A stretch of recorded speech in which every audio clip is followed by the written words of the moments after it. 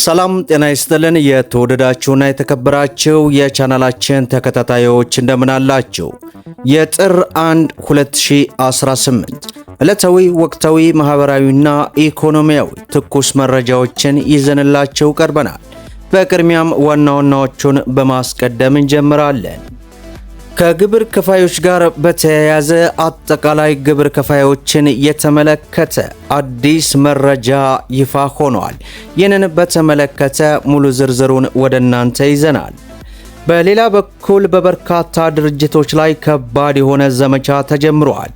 በዚህም መሰረት የማጣራው ስራ ስለመጀመሩ በዚህ ሰዓት ይፋ ሆኗል። ይህንንም በተመለከተ እናደርሳለን። በሌላው መረጃችን ከተቀማጭ ገንዘብ ጋር በተያያዘ ተቀማጭ ገንዘብ ላላቸው እህት ወንድሞች አዲስ መረጃ ተሰምቷል። በዝርዝር እናደርሳለን። እንዲሁም ከባንክና ከኢንሹራንስ ጋር በተያያዘም አዲስ መመሪያ ይፋ ሆኗል። ይህንና መሰል መረጃዎችን በዚህ ሰዓት ወደ እናንተ እናደርሳለን። ቪዲዮን ላይክ እያደረጋችሁ እስከ መጨረሻው አብራችሁን ቆዩ። በቅድሚያም ከተቀማጭ ገንዘብ ጋር በተያያዘ አዲስ መረጃ ተሰምቷል። ባንኮች ለገንዘብ አስቀማጮች ሲከፍሉ የቆዩት የ7 በመቶ ዝቅተኛ የወለድ ምጣኔ ተመን በማንሳት በገበያ ዋጋ እንዲወሰን የኢትዮጵያ ብሔራዊ ባንክ ባለፈው ሳምንት ውሳኔ አስተላልፏል። ይህንን መሰረት በማድረግ ባንኮች ከዚህ በኋላ ለገንዘብ አስቀማጮች የሚያስገቡት የወለድ መጠን ገበያ መሰረት ያደረገ ይሆናልም ተብሏል። የተቀማጭ ገንዘብ የወለድ ምጣኔ በተቆጣጣሪው ብሔራዊ ባንክ መወሰኑ ቀርቶ በገበያ እንዲወሰን መደረጉ በአገሪቱ ኢኮኖሚ ውስጥ ምን ያስከትላል የሚሉ ጥያቄ የተለየ ትንታኔ የሚሰጥበት ቢሆንም አብዛኞቹ ያነጋገርናቸው የኢኮኖሚና የባንክ ባለሙያዎች ግን በውሳኔው ተገቢነት ይስማማሉ የሚል መረጃን ሪፖርተር አስነብበዋል። የኢኮኖሚ ባለሙያው አቶ አወት ተክሌ በበኩላቸው እንዲህ ያለው ውሳኔ ተጠባቂ መሆኑን ጠቁመው አጠቃላይ ለገንዘብ ፖሊሲው ጤናማነት የሚጠቅም መሆኑን ያስረዳሉ። በተለይ ባንኮች የቁጠባ ገንዘብ አስተዳደርና አጠቃላይ አሰራራቸውን የሚለውጥ ከመሆኑም በላይ ሌላ መወዳደሪያ መድረክ እንዲፈጥሩ የሚያደርጋቸው ስለመሆኑ የሚገልጸው ይህን አይነት አሰራር እንደሆነም ገልጸዋል። የተቀማጭ ገንዘብ ወለድ ዝቅተኛ ተመን በብሔራዊ ባንክ በሚወሰንበት ወቅት አብዛኞቹ ባንኮች ይህንን ዝቅተኛ የወለድ ተመን ብቻ ለገንዘብ ቆጣቢ ደንበኞቻቸው ሲከፍሉ መቆየታቸውንም አስረድተዋል። መጠኑ 7 በመቶ በነበረበት ወቅት ባንኮች በአብዛኛው ለአስቀማጭ ገንዘብ የሚያስገቡት የወለድ መጠን ይህንን ዝቅተኛ የወለድ መጠን ታሳቢ ያደረገ፣ ይህም በመሆኑ አስቀማጮች ያገኙት የነበረውን የወለድ መጠን ኢኮኖሚያዊ ወይንም በሀገሪቱ ያለውን የዋጋ ንረት ታሳቢ ያደረገ ነው ማለት እንደማይቻልም ጠቁመዋል። በተለይ የዋጋ ንረት እየጨመረ ባለበት ሁኔታ ስራ ላይ የነበረ የ7 በመቶ ዝቅተኛ የወለድ መጠን ለገንዘብ አስቀማጮች አበረታታች እንዳልነበረ የጠቆሙት አቶ አወት አሁን የተቀማጭ ገንዘብ የወለድ ምጣኔ በገበያ እንዲመራው መወሰኑ አስቀማጩን ሊያበረታታ የሚችልና የተሻለ የወለድ ተመን እንዲያገኝ እድል የሚፈጥር ነውም ብለዋል። ባንኮች ለአስቀማጮች ከፍ ያለ ወለድ ከከፈሉ ደግሞ እነሱ የተሻለ ተቀማጭ ገንዘብ መሰብሰብ እንደሚችሉላቸው በመሆኑም አዲስ ውሳኔ ለአስቀማጮችም ለባንክም ጠቃሚታ እንዳለውም ተናግረዋል። ይህ ውሳኔ ከባንክ ውጭ ያለ ገንዘብ ወደ ባንክ እንዲመጣ ያግዛል ማለታቸው ነው የተገለጸው። ይህ በእንዲህ እንዳለ ባንኮችና ኢንሹራንስን በተመለከተም አዲስ መመሪያ መውጣቱ ተሰምቷል።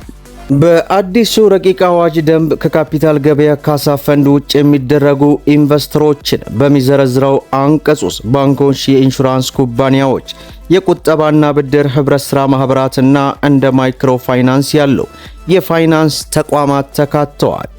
የጋራ ኢንቨስትመንት ፈንዶች፣ የጡረታ ክፍያ ፈንዶች፣ ራሳቸውን በራሳቸው የሚቆጣጠሩ ድርጅቶች፣ የካፒታል ገበያ አገልግሎት ሰጪ የፌዴራልና የክልል መንግስታት እንዲሁም በሥራ ላይ ያሉ መስተዳደሮችና ተያያዥነት ያላቸው አካላት በፈንዱ ከሚሰጣቸው የካሳ ሽፋኖች የሆነ ሌላ ተቋማት መሆናቸውም ተገልጸዋል። ረቂቅ ደንቡ በአገሪቱ በሚካሄደው የካፒታል ገበያ ግብይቶች ፍቃድ ያለው የካፒታል ገበያ አገልግሎት ሰጪ ወይንም የሰነደ መዋለ ንዋይ ገበያ ወይንም የሰነደ መዋለ ንዋይ አስቀማጭ ክፍያ አጣሪና ፈጻሚ ኩባንያ የውል ግዴታዎችን ባለመወጣቱ ምክንያት የገንዘብ ኪሳራ ለሚደርስባቸው ኢንቨስተሮች ካሳ መስጠትና የመብት ጥያቄ ያልቀረበላቸውን የተሰበሰቡ የትርፍ ድርሻዎች ሁኔታ ሲፈጠር ለተጠቃሚው ለመክፈል የሚያስችል ድንጋጌ የተካተቱበት መሆኑም ተመላክቷል። ለፈንዱ ሊፈጸም የሚገባው ክፍያ በሚመለከተው በረቂቅ ደንብ የተካተተ ሲሆን ከዚህ ውስጥ ባለስልጣኑ በሚያወጣው መመሪያ መሰረት ለኢንቨስተሮች የሚከፈል የካሳ ክፍያ የመብት ጥያቄ ባቀረበባቸው የተሰበሰቡ የትርፍ ድርሻዎች ለተጠቃሚዎች የሚከፈል ክፍያና ፈንዱ ከተቋቋመበት ከማስተዳደርና ኢንቨስት ከማድረግ ጋር ለተያያዙ ማንኛቸውም ወጪዎች እንደሚውልም ተደንግጓል።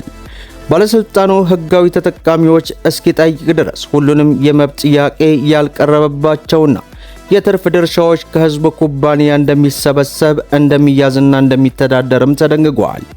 ሆኖም ጥያቄውን በቅድመ ለካፒታል ገበያ አገልግሎት ሰጪ ወይንም ለሰነደ መዋለ ንዋይ ገበያ ወይንም ለሰነደ መዋለ ንዋይ አስቀማጭ ክፍያ አጣሪና ፈጻሚ ኩባንያ ቀርቦ እንደነበርና ተቋሙ ምላሽ ለመስጠት ፈቃደኛ ለመሆኑን አለመቻል ወይንም ችል ማለቱን የሚያሳይ መረጃ ለባለስልጣኑ ማቅረብ እንደሚኖርበት ይደነግጋል ሲል እንግዲህ ሪፖርተር አስነብቦናል። በሌላው መረጃችን አጠቃላይ ግብር ከፋዮችን በተመለከተ አዲስ መረጃ ወጥቷል።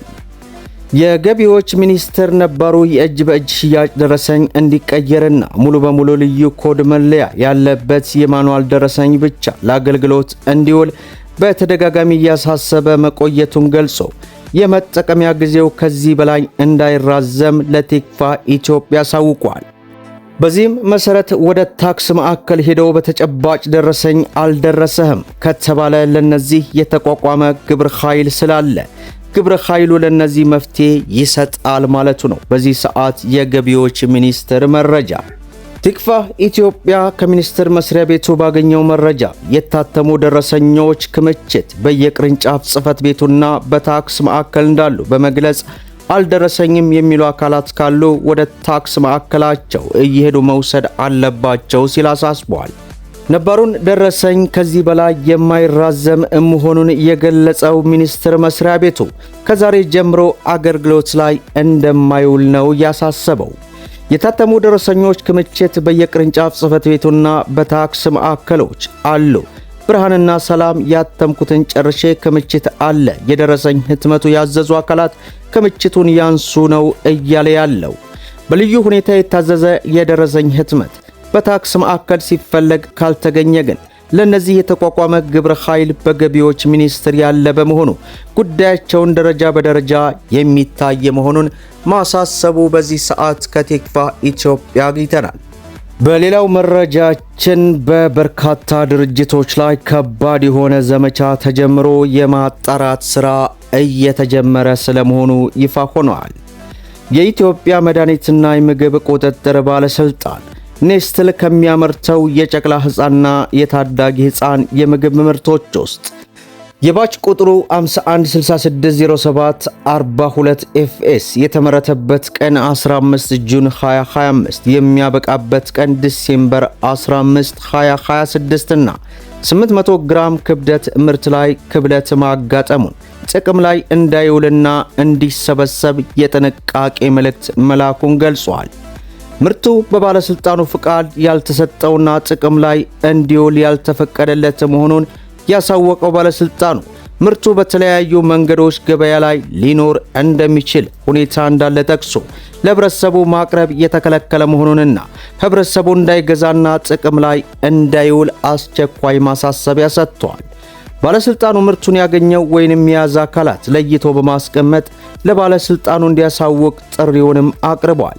በዚህም በሌሎች እጅግ በርካታ ድርጅቶች ምርት ላይ የማጣራት ስራ እየተሰራ እንደሚገኝ በዚህ ሰዓት የወጣው መረጃ አስነብቦናል። ከፍተኛ ጥንቃቄ አድርጉ። መደመጥ ያለባቸው ወሳኝ የሆኑ መረጃዎችን ይመስላሉ። ቪዲዮውን ላይክ ሸር አድርጉት። እስከ ፍጻሜው ድረስ አብራችሁን ስለቆያችሁ ልባዊ ምስጋናችን እየሰጠን በሌላ ቪዲዮ እስከምንገናኝ ወሰላሙ አለይኩም ወራህመቱላህ።